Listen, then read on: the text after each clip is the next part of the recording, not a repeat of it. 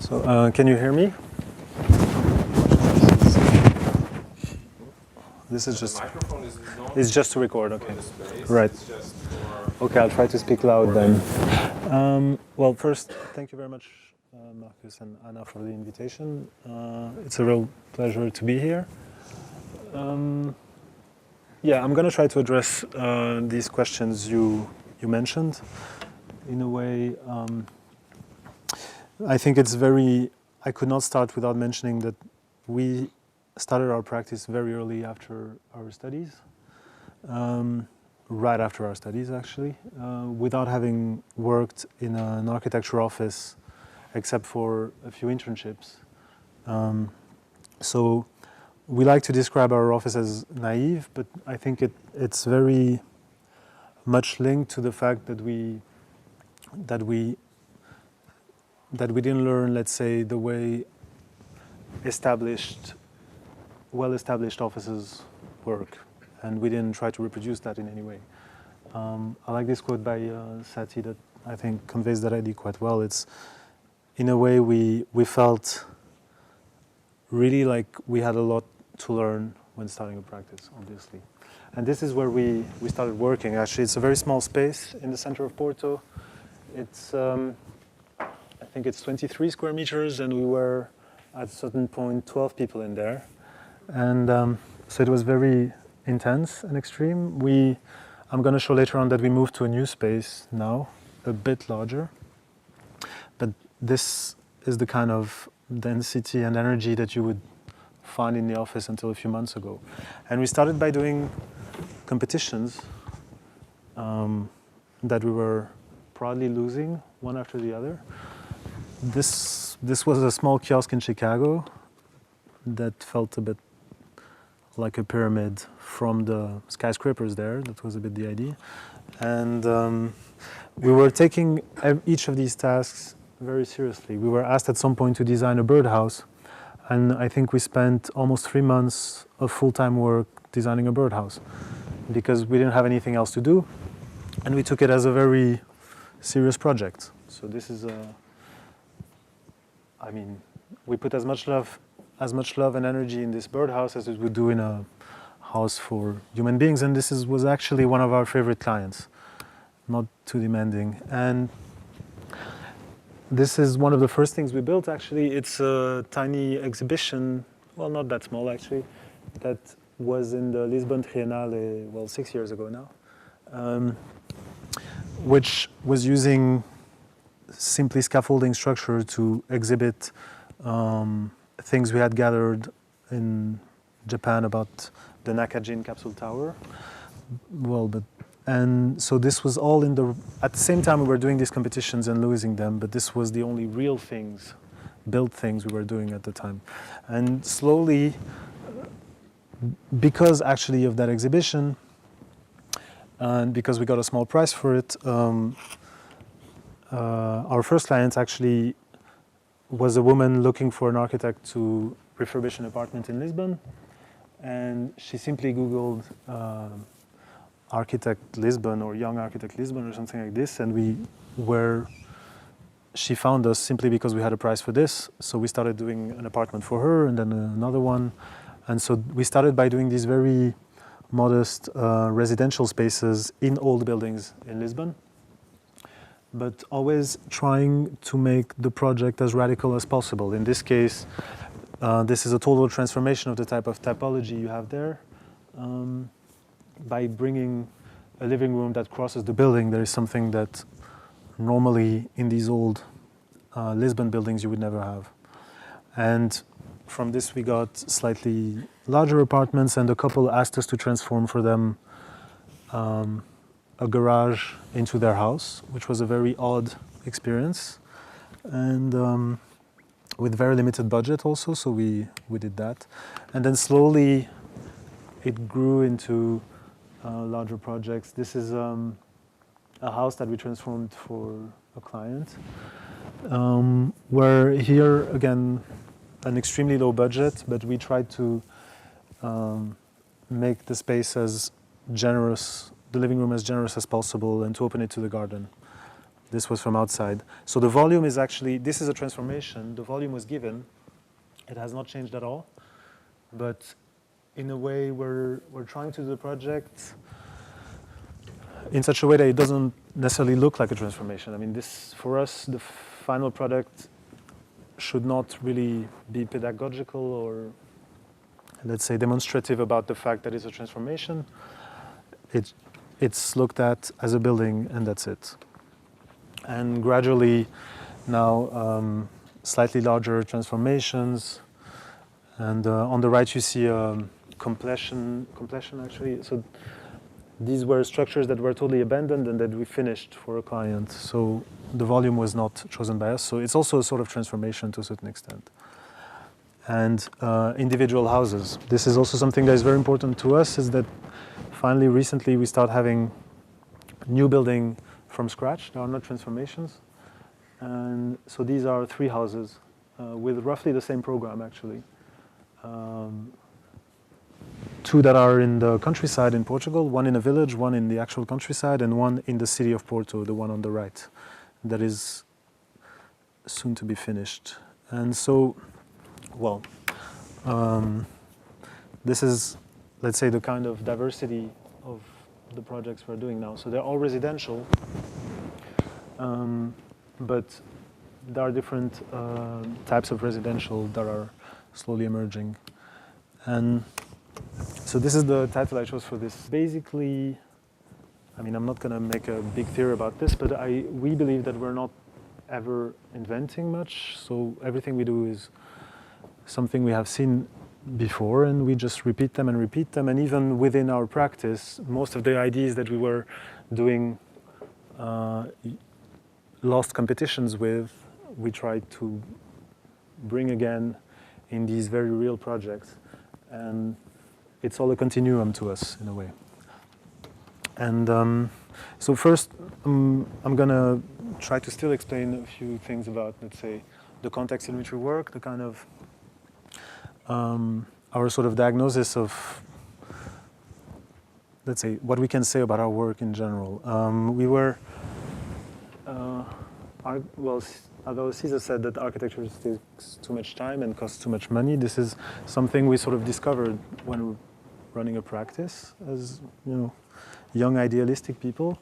We realized that everything was extremely slow and everything was extremely demanding because people were spending money, of course. But then we always live in these different worlds. So there is the reality that we see when we do a visit, but there's the project, in a way, as something that seems very far in the future, that we very often represent with these kind of collages. And then, when it's built, the collages on the left and the built project on the right. And so these different realities, let's say, the goal is always to bring as much of the dream that you have on the left to the right. And of course, even here the construction site becomes a very important moment in certain cases. Here it was quite fascinating to us to see this moment where you see all the different layers, the building as it was, the transformation, and then the finished product. And here, in this a bit more radical transformation, this is something that was really, let's say, a firework for us. Can these ideas that feel extremely, let's say, joyful and optimistic in collage actually have an impact on something finished? And so, well, here you can see this is the interior of the same house. And at the same time, we've been starting to teach a bit. This was, I think, this was in Bratislava. And this was the same workshop in Bratislava. And this is also another world that we have to, let's say, let contaminate what we do in the practice. So we study buildings with students. We let students experiment with a lot of different themes that we also learn from. And we try when possible, to also teach them something. And this was a workshop we did with some students from Karlsruhe and also from some students from Munich, actually, where we were looking at a lot of very interesting but totally overlooked buildings from Porto that we call the ugly ducks. Most of these actually are being demolished these days, so we thought it was very important to study them and so they've been redrawing some of these facades and also speculating on other facades of the same typologies. Actually, there is one here that is a student project, but I will not tell you which one. And so, well, these were the students with all these facades. And also, I think this is very important to us, is how these different worlds also collide with the way we communicate to other architects, but also to what you could call the more general public. This was an exhibition of our work in Lisbon, where for the first time we were asked to just show our work without any more agenda, and we tried to make the exhibition itself also an architecture project. And here we try to show all the different kinds of drawings and all the different kinds of ways we look at the project. I'm going to explain that a bit. But then when we come back to Porto, this is the reality we face. So Porto and Lisbon also, but more Porto these days, have been going through a very fast transformation. So there are huge efforts made to keep, let's say, what is considered valuable of the old urban texture. That's what you see on the left. These are huge metal structures that were there for, I don't know, perhaps 10, 15 years, holding that facade, just so that one way a building could be put behind that facade, a new building, totally unrelated to that facade. And even when new buildings are built, as you can see on the right, these buildings try to look like, they were built 100 years ago. There are a few moments where you understand it's not the case, but still that's the main intention. And this is most of what is happening in Porto. Even when buildings from 40, 50 years ago are being transformed these days, the heritage rules try to force you to make them look as if they were 100 years old, which is a very odd thing. I mean, we are not against preservation in general, but we think, let's say, if you're going to preserve something, it should be a bit more looking at the depth of a building. And at the same time, this is also entirely explained by the fact that a lot of money is coming in Portugal related to tourism, let's say. So the tourists want to see this old idea of a city, so that's what we should give them in a way. But in most cases, when we actually intervene in these old buildings, this is what we find. So buildings that have been abandoned sometimes for 30 years, that are totally derelict. This is one example of a building we transformed, which had been abandoned for decades, which was in terrible shape. But of course, that facade, we were told we have to keep. Actually, we quite liked it, so it was fine. And we just we actually changed the green tiles that they had to green marble. And we managed to do that simply because the documents we submitted are black and white, and we simply said it was going to be natural stone, so they were fine with that. They were probably assuming granite, but this is how we managed to go. And then, again, as I was saying, everything we do comes from somewhere. Even another world that we always look into is the architecture we love and the architects we love. These are drawings by Peter Merkli that we are extremely fond of. This is Aldo Rossi in Genova, or close to Genova, I think, and of course Alberti. And here, when our intention for that project, because this is the back of the building I was showing just before, and it was in a totally crumbling state, and the client wanted to give it more dignity in a way. And here we took the opportunity to make a totally new facade. So in a way, the city heritage department does not care at all about what happens in these courtyards in the back side of the city. And we took this as an opportunity to say, look, this is a new, let's say, representative facade, because it's also, this garden is shared by all the inhabitants of that building. There are 4 apartments inside. So this is, in a way, a representative facade, all made with marble. They are mostly local marbles, so actually not as expensive as it looks, but the goal was to make it a sort of gift to that side B of the city that most people will not, most tourists at least will not see, or most people in the streets will not see, but that all the people that share this huge courtyard, actually there are many buildings looking around. Like this is from one of the neighbors, this is from another neighbor further away. All these people look at that facade and actually noticed it. Actually, when we went to take that picture, the lady that owned the apartment told us she hated it. And at least we thought, you know, the good thing is she noticed it. She said it looked like the facade was made of kitchen countertops, actually, which I cannot go against in a way.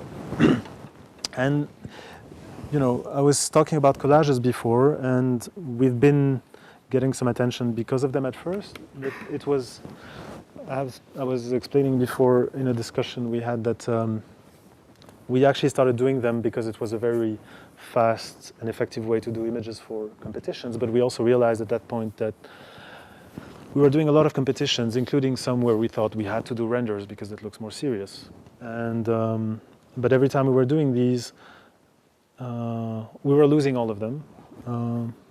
But when we had done collages as main images instead of renders, we were much happier to look at the collages after having lost the competition. So in a way, these are images that stay more and that find a certain kind of autonomy from the project.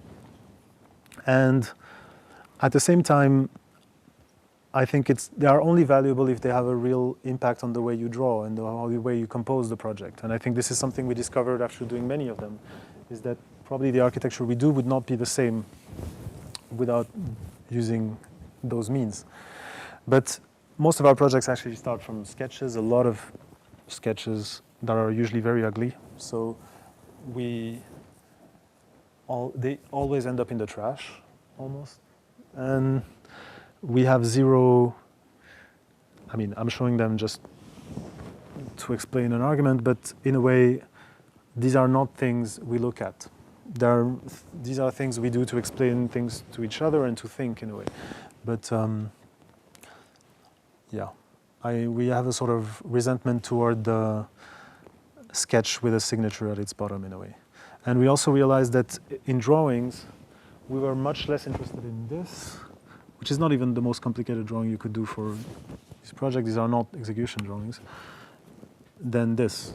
And this is really, in a way, because I think this is also a reaction to the fact that most of our projects were transformations. In a way, what a wall is made of doesn't interest us that much. What interests us is what you could call maybe the space, or the, let's say, the strategic organization of the plan is much more important to us than, you know, the realness of the truth of construction, let's say. So this is something that we also discovered, let's say, through doing these projects. And so we started representing all of our projects this way. And this is the way we usually start a project. It doesn't mean it doesn't mean we don't do the normal drawings that, you know, we of course do them, but this is more important to us. And of course the collages, which hopefully are, should be to a certain extent a promise. So this is where we try to head in. Well, and here are a few examples. I'm going to show that project later, but I think, as I was saying, let's say, for example, this facade, if it had not been looked at through collages, would probably not be the same at all. So these are, our architecture is also shaped by the fact that we look at all these 2D representations. And we are very interested in the moments when all these 2D ways of looking at a project collide and don't necessarily match. But I think reducing that would actually make the project much less energetic. And of course, you know, it's not that well, matters of proportions and so on are extremely important to us. This is how we fix a plan, let's say, usually, or an elevation in some cases. But yeah, we do collages, but it does not mean we only do these. We also do a lot of 3D renders, actually. But these, to us, belong to the same category as the sketches. They're not meant to be shown that much. They are just to try things, but not really they are not an end product in a way. And well, you can see here the type of trial and error that can happen about. This is an apartment block we are working on these days, actually, which was also a lot of trial and error in models. And this is, let's say, maybe not the final, but the last iteration of it that tries to fix the system in a way. So it's a lot of different layers, let's say, that are superimposed to become the facade of that building. Well, that's, I think, the final model, kind of. And again, even facades are also looked at this way, as autonomous objects. And we started developing that method also for interiors. So interior elevations also looked at in the same way, with always the ambiguity that it shows a bit of the three-dimensionality of it, but not the full thing. But the composition of a wall is as important, let's say, as a composition of a facade. These are things we all put in the same plan. And we also started doing drawings where we try to incorporate all the ideas of a certain project together. We actually love these, but we realize most people are not able to read them. I think probably we're the only ones who are able to read them because we know the projects, but they're a bit maybe too complex for their own good. But they're still nice. And well, and this is always, let's say, this is a world that is a bit our cocoon that happens in the office. This is what we cherish and what we develop with our little brains. But this is always in contrast with, the real world where we try to implement these things. And, the complexities of a construction site and dealing with construction workers on how to put the gypsum and where, so there's also a lot of improvisation, a lot of trial and error on site and things that were never planned and that had to happen. So, yeah. And here, well, the limitations of most of our budgets and all means also that the whiteness of these walls became sort of the first layer that every project starts with. In a way, these white walls are a bit the physical manifestation of the white page that the project starts on. And then elements just pop out on there, on these white pages. So it can be the furniture, but it's also simply a door that becomes an important element, or a structural element. In the case of the picture on the right, this is a pre-existing structure of that building. And then the last, let's say, lens that I'm going to talk about is photography, which became a very important tool to sort of test, let's say, how much how these projects become real things in a way. So we always work with the same photographer, who is getting very used to our obsessions in a way, and we try to, because it's very important for us to be able to look at all these projects together and to understand, what worked well somewhere and maybe less somewhere else, and so that was it's an extremely important tool, and you can really conduct studies on how, for example, here 3 different beams clash the walls of a certain project in 3 different rooms, actually. And it can also start telling you about the relationship between a site and its context, in a way. And so it's a very interesting game in a way, because he experiments what he wants to experiment, and we sometimes have to let him play, and we also sometimes have to try to convey what we are interested in. But we found a a very interesting partner for that, let's say. And so about context, this guy again, of course, and this is actually the apartment of the lady that hated it. But here, I think the project, let's say, starts telling about its intentions towards the city. Well, and this is just a picture I like. And this is a weird situation where we did two buildings for two different clients right next to each other, actually. But then they start talking to each other, perhaps. And here, still about photography, the way here he captured the relationship between the beam and the column of the old house on the left and the weird approximation of a beam and column of our house, I think was extremely successful. And as I was explaining, we really try to look at all the projects together again, and we really find, and we are always studying them almost in a masturbatory way, you could say. This is, let's say the project is what you see on the right. On the very right, this is what was built, but here, this is just an experiment we did to understand what was really the bare minimum to make it a project, if that makes any sense. On the very left, well, we even removed the context, but actually, you could imagine that there are many more, well, there could have been many more photos on the right, but the one that is on the very right of the picture here is the one that we felt was the minimum to convey an idea. And, well, this theme of the columns and the freestanding columns have been something that was in that project, but that also happened in many others. And we have been doing a lot of these drawings that bring together all these things and try to understand how we have been using columns in different ways in different projects. And here you see three of these projects. On the very left, these are three columns that are totally unnecessary structurally speaking. The one on the very left is in front of the facade, but it's actually simply about defining a facade. And the one in the middle is more about organizing that square space into 4 different quadrants. But as it doesn't need to be structural, because the roof is spanning above it, it's not touching the ceiling, just to show you that it's not structural. And the one on the very right is touching the ceiling, but there is just a marker of the highest point of that space. So this space was so tall and abstract and white that we felt there was a need to mark it in a way. And it makes for a very nice stripping pole.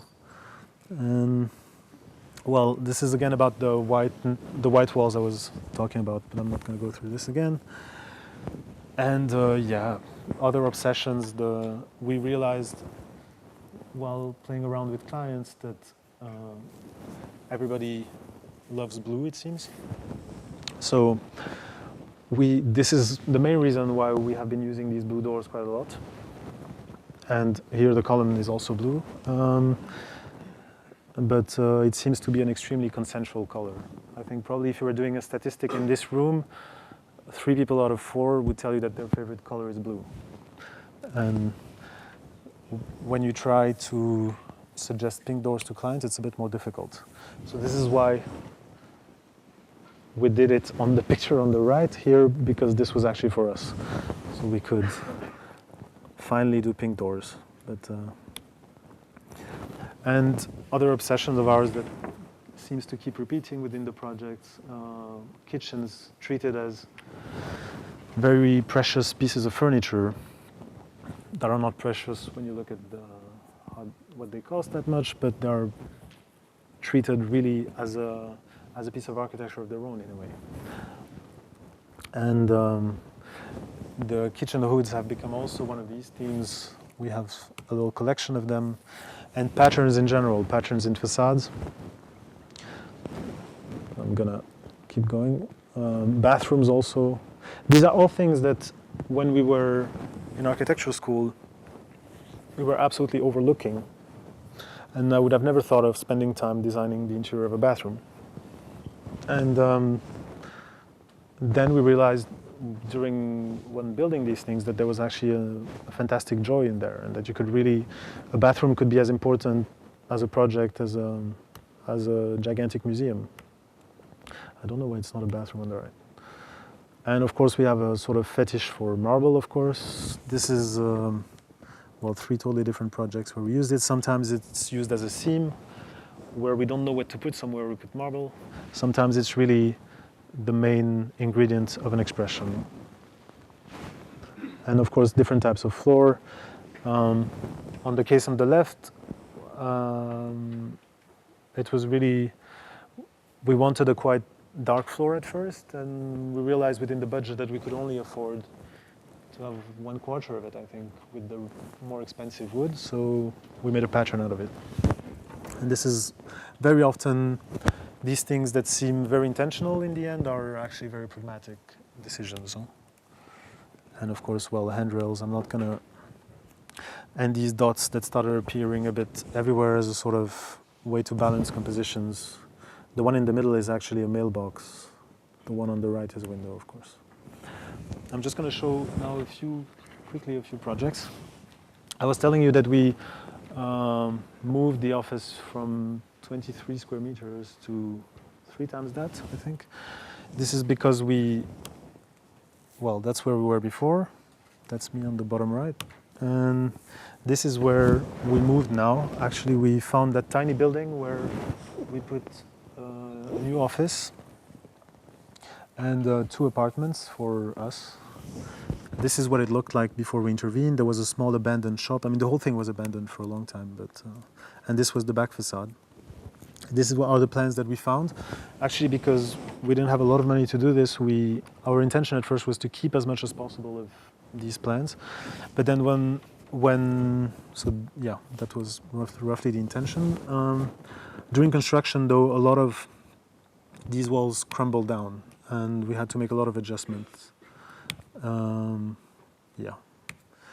So this is the new facade we proposed. It's essentially the same, just painted white, with 3 doors. So the 2 doors on the left are for the apartments, the green ones, and the door on the pink door is for the office. And well, I'm going to explain a bit more later. This is the entire organization of the 3 levels, well, with all the elements that pop out from the composition. Let's say the top floor is a quite large apartment, all revolving around a central tall space.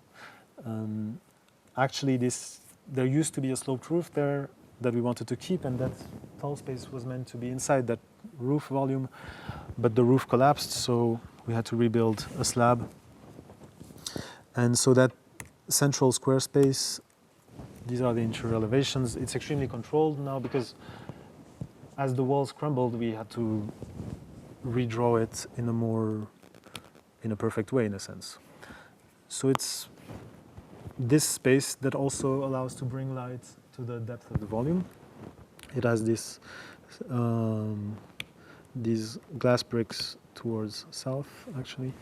And then it's 4 equal rooms that could be used either as living room or bedroom or as bedrooms. They are very, let's say, they are just rooms with no program attached to them necessarily. The bathroom.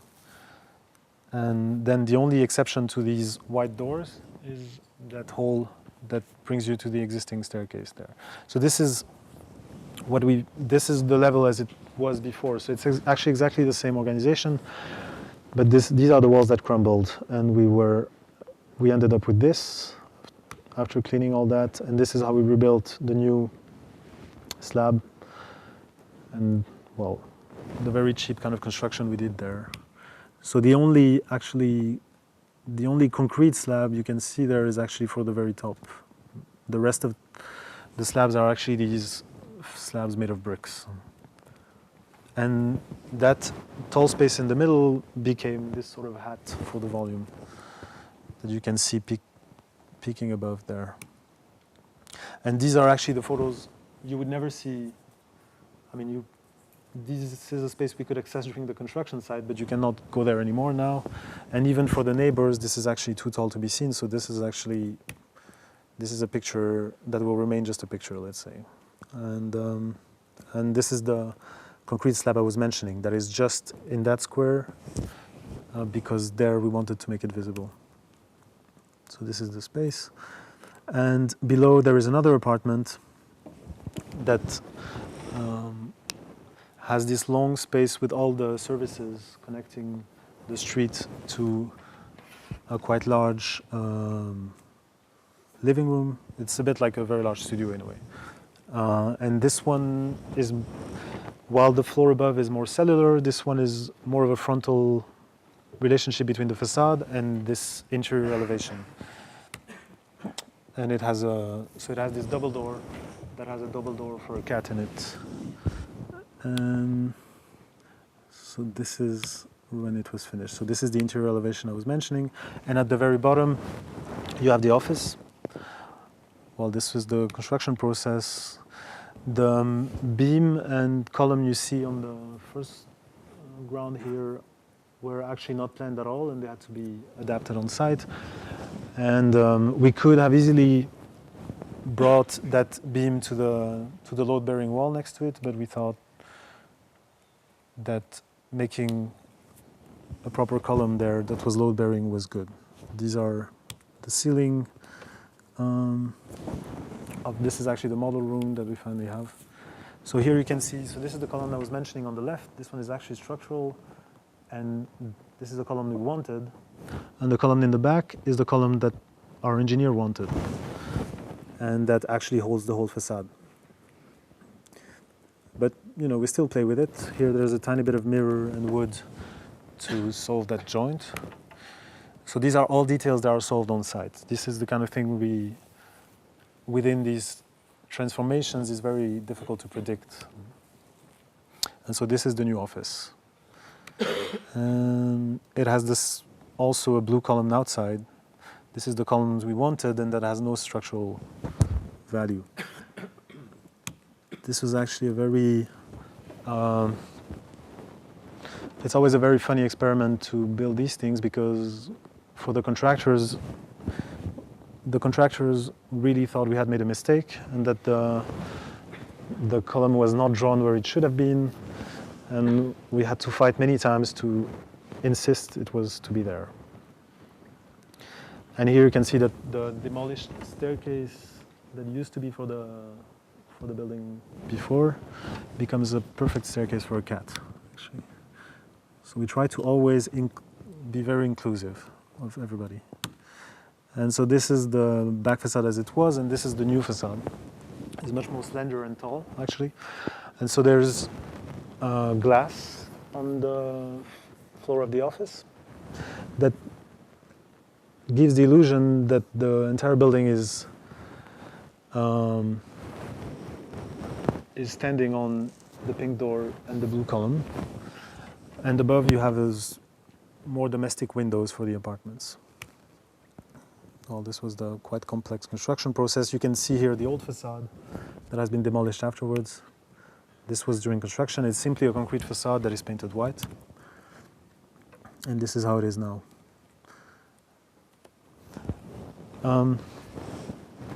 This is another project that is also a transformation that shares a few of the same concerns. This is a typology that you find very often within courtyards in Portugal. They are called islands, ilhas, and these were, well, workers' housing of 100 years ago, basically, where people were living, 12 people in one of these very tiny houses. And this one had been abandoned for decades also. There was a lot of trash in the middle, and the common bathroom, actually, that was that tiny volume in the middle. And our client bought the entire thing and decided to transform it into student housing. And we decided to do the project in a way where you would not see anymore that there are many houses there. You would not know if this is one huge house or 5 or 6 or 12. And all around a garden, a shared garden. So here we peeled a bit the facades, and let's say the division of these volumes had to be kept. And within that, we made very small apartments for one person each. So these are the plans. This is on the bottom ground floor and the sort of mezzanine floor above. So there are four 4 apartments or 4 houses, if you want, that are exactly the same, then one that is smaller and one that is taller. And so they all have a very simple, the same typology in a way. It's a tiny living space on the ground floor with a bathroom and a bed space above. So, well, here the section. So this is the interior spaces we worked on. So we tried to, because these houses are extremely small, to give, by breaking part of the slab or making the slab not the entire volume, you give a tiny bit of dignity and a bit of volume that makes all of this more livable. And so this is the typical apartment or a house, if you want. So a very simple minimal staircase that brings to a sort of tiny bedroom with a skylight and a bathroom below. So, and this is the bedroom or bed space above. And this is the larger one that is a bit more generous and has a space that is really a proper bedroom upstairs, let's say. But they all work exactly the same way. And the facade was really, so as I said, the main intention was to blur, the limits of the apartments and to blur also the distinction between entrance door and windows. So all of these are both entrance doors and windows. And then the only way you can actually guess the amount of apartment is if you look at the skylights that are popping out. And then it's all a game of rhythms between the columns and the doors and etc. And pink marble on the floor, of course. And so this is how it stands within its context in a way. And what is very nice now is that they broke a wall between this island and the next one, so this is becoming a sort of network between different types of housing. This is the entire project. And this is a quite different kind of project. In here we knew very well who was going to live there. So the project is the very tiny volume that you see in the middle, right next to the huge thing. So, but the volume that is on the top of that one is the house of the owner, actually. But he had this small shack in his garden, and he wanted, which looked like this, which is on 2 levels of granite, and this was used to store things from the garden because they plant vegetables and things like this. But he wanted to not use it for that anymore, but to make it a tiny house for his son, actually. So it's extremely small. Each level is, I think it was 17 square meters or something like this. And he wanted one level that would be a sort of living room and one that would be a bedroom, basically. And we had to demolish the slab in the middle because it was in very bad condition. So this is basically what we were left with. And we realized that the amount of program he wanted with the 2 bathrooms he wanted were very difficult to fit in. Or you could fit everything in, but every space would have been extremely mean in a way. So we started looking at ways to make an extension to that volume. And we started thinking that the nicest extension you could do had to be something at least as broad as that volume. So we made it a tower. And it started looking like this. So this tower also marks the entrance of the entire property in a way, and it's at the place where it disturbs the least functionality of the house in a way. But so this is what we wanted it to be, and at the top it has a piece of granite from the demolition actually, just because we felt it needed something there. And so this is the plans of what we found, and this is what we proposed. So essentially, it's just cleaning that space, putting a staircase in it, and then we tried to make the extension as small as possible. So on the bottom floor is just a toilet, because we wanted a toilet on that level, and on the level above, it's the shower is in the tower, and then the rest of the bathroom is inside the volume.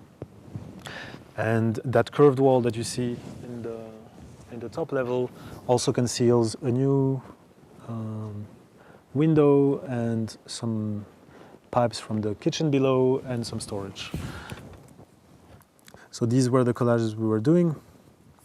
So two extremely simple spaces, but what is nice about it is those spaces are so small and the volume is so small that these become panoramic rooms, all of them actually. Yeah? So this was the construction of the new slab and the construction of the tower. The new slab still fresh, and here you can see the extension and the relationship to the old walls. And actually the volume is so small that we could build the roof out of one sheet of metal, or one piece, or two sheets actually, welded together. And so it was brought at once from that truck. And you can see on the right here the curved wall that is made of brick. And so this is the roof in place with everything starting to come together. And so here you see, bricks for the new wall, granite of the old walls, the metal of the roof. And you can see also that the beam that we had planned for the roof above, there is a light gap. So it actually means we realized after it was set that the roof didn't need that beam. So the roof is actually flying above it. So we could have removed that beam at that point, but we thought it's probably nicer with it. So this is how it looks like now. So it looks like the beam is holding that roof. It's not, but it's, who would know that? So this is the top floor. Here we worked with carpenters to do wooden frames with a certain color, because the old house that I'm not showing, the one that was the one of the father, had also not exactly the same color, but one close to that one. So we tried to relate them. These were tests of how to paint that tower with that very proud pattern. And this is how it looks like now. So here I was saying the entrance of the property that is marked by that tower. So in a way, it's a very non-interesting program inside that tower, but it's still a tower. And this is actually the view from the house of the father. And he's extremely happy somehow. Frankly, we were very surprised. We thought that would never pass. And actually, well, with those vines, the tower disappears a bit also. And this is the back facade, the new staircase inside. These old openings that are just fitted with a new window inside. And here you can see the storage that is incorporated in the curved wall on the right. And so you have a storage for clothes and so on with a window inside of it. This is because the son really wanted to have a new window on that side because it's the only side that was not facing the property of his father. So I suppose he wanted to be able to close all the other windows and to still have light without his father being able to see what happens there. And this is the bathroom there, and the 6-meter tall shower. And I mean, it's an amazing shower, I have to say. I think after building this, we thought that all showers should be like this. When it rains or at night, it's absolutely fantastic. And our thought, actually, we wanted at first to put the shower head at the very top, but then we realized that actually the water was getting cold before touching your body, so we had to bring it down a bit, but it's still a nice space. The tiny kitchen below, yeah, but you see how small it is. I mean, even with this is a very small kitchen, but it's cramped, but that's what they have in a way. And this is a project we just finished in Porto. We have been doing a few of these. Actually, this is because there's a lot of pressure on real estate in Porto. People have started to invest in weird kind of buildings. I described a bit before the fact that we transformed the garage into a house. This is the next step of the same thing in a way. This used to be a shop and a workshop for shirts, actually, on the ground floor of that building, which is a very weird building, by the way. It has these two sides that seem to not like each other. And we had these two levels of workshop, including one that was basically a basement. And our client wanted to make an apartment for him and his girlfriend there. So, of course, when you transform something like this, it's very difficult to think in terms of normal typologies. I mean, this is the top floor goes through the building. The bottom level is basically a dead end in a basement. So you have to think in different ways. I mean, we were also, looking at different artists we love. This is Daniel Buren. And we were interested in the way he was using patterns as a sort of marker, but also, in a way, by putting his stripes there, the entire thing that surrounds it becomes an art piece. It's not just the stripes that are an art piece. I'm going to explain that. There used to be an illegal extension there, so there was no garden at all, no exterior space. This was all an interior volume, and we demolished that thing to offer a garden. And here you can see the back of the building on the right. So this is the plan we found, and this is what we proposed. So we thought on both levels it was very important that you kept one space going from one end to the other. And we dug actually the facade of the bottom level so that it's actually full height, open to the garden. And the structural elements that you see on the right are just the structure of the building. And in a way, the idea of that plan is that so you have a main space on the bottom of each plan if you want, but then the doors are exactly in the same position on both levels, which, how would you see that? I don't know. But conceptually, if you want, the project is as if it was one very tall level. That's a bit the idea. Well, with furniture. So the two levels are basically functioning exactly the same way. That's what I'm trying to say. So, well, here you see the doors on both levels, and that's a section.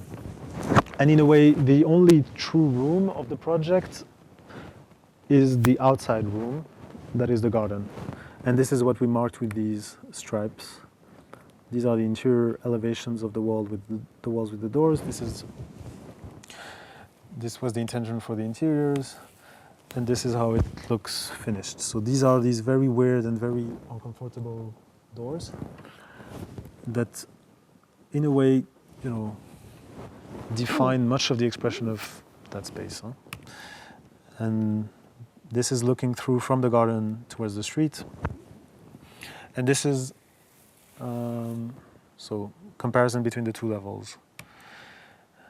And the stripes that are just plaster on the outside become marble on the inside. And this was just, at first, a way to disguise a huge beam and the columns that were there and that we couldn't move, basically.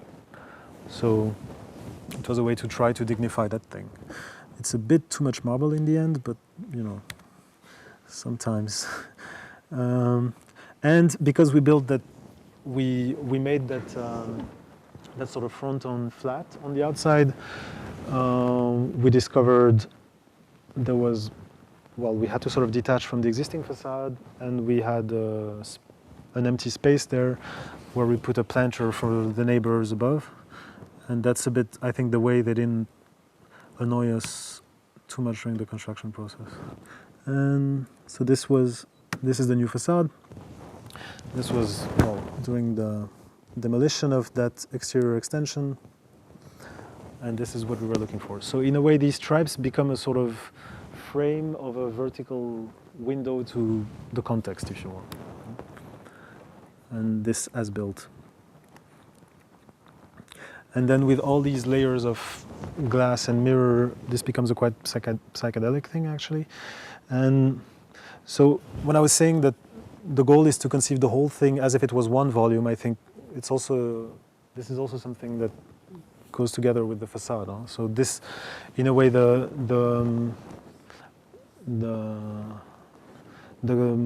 window of the top floor and the window of the bottom floor, actually, we wanted them to be thought through as, we thought of them as one very large window.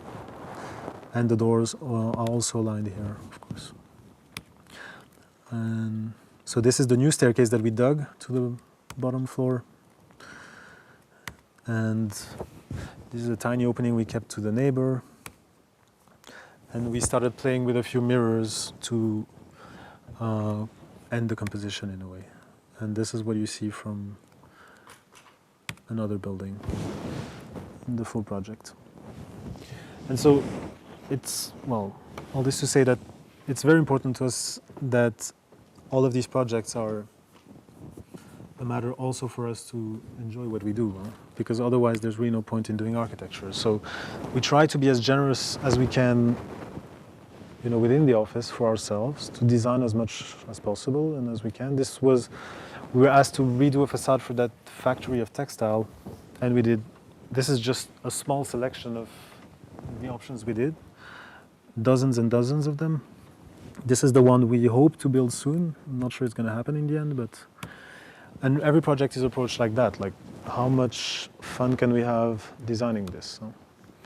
And this is a project we are working on now that is 15 apartments, 15 very small, well, 15 studios basically for students, because there is a new train station that is being, the train station is being expanded next door, so they are developing that area, and our client wanted to do these apartments there in that area that is a bit weird because it's in between residential blocks that you see on the top left and factories there. And actually there used to be a factory there, and the municipality told us, well, okay, you can do apartments there as long as you build within the same volume as the factory that used to be there. And we thought, okay, fine. And we actually, our next step was to convince the client to still build that full volume, even though he could not build 2 levels of the entire surface, which means that a lot of these apartments are actually 7 meters tall or 8 meters tall. And so you have this huge generosity of volume in a way. And we started playing with that, and our goal was to make every single apartment different and every single bathroom different. So it's a very repetitive typology. That's what we were asked to do, and we couldn't negotiate that, but we tried to have as much generosity as possible within the way of doing that. And so all of these apartments are built with the same materials, the same finishes, but they're all extremely different. So this one has this curved ceiling with this weird stepped space in the bottom. This one has a flying pink column. This one has a staircase popping into the space. This one has this stepped ceiling. This one has 2 slopes.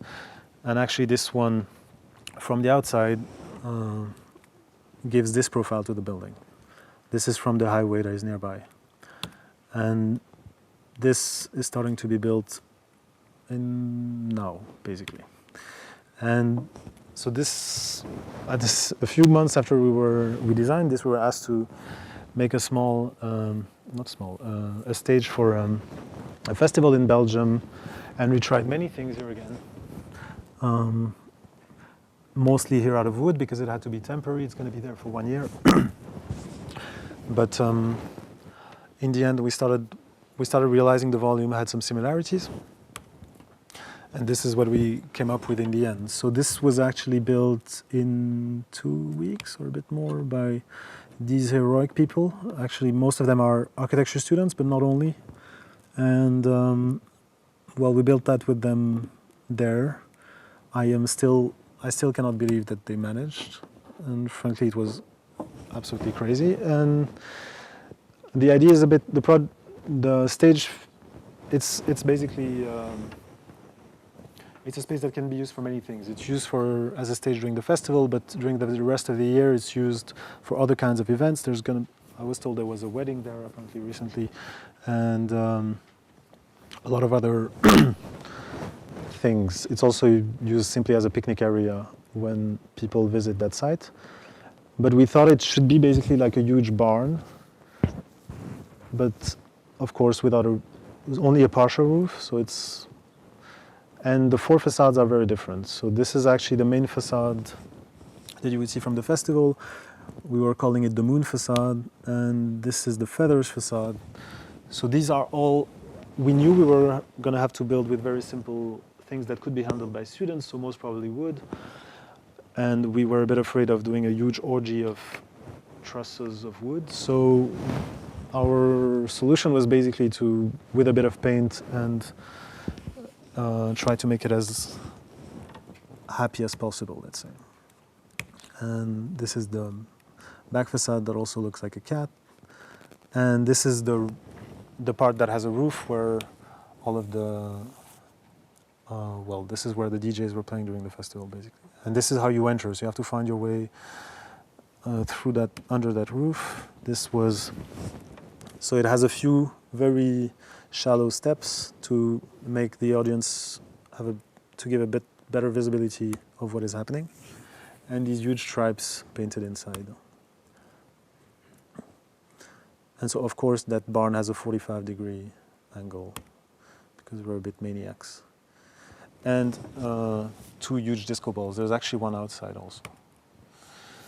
And this is, well, the DJ booth. And this was during, this was actually the inauguration event, and this was the festival. With a few amazing people playing there. And so, again, this drawing sort of resuming everything or summarizing everything. And so, again, so this facade is, in a way, something we took from that other project, but it's a bit different. It plays a slightly different game, but it still looks like a cat hidden in the trees. But I don't have to explain you that because, I mean, it's also, of course, clearly linked to the Hajduk project in Kreuzberg, right? And so, yeah, these things we repeat. So, yeah, just as a way to finish, I really love this sentence by, this is a weird thing that surprised me, that I read in this old interview by Björk from 2004, I think, where she was criticizing Rem Koolhaas for being afraid of people who are not part of the smart, sophisticated game where everything becomes a quotation from something else. And we thought, well, she might have a point, but at the same time, maybe that's what architecture is, no? A smart, sophisticated game where everything becomes a quotation from something else. Well, that's what we think. Thank you.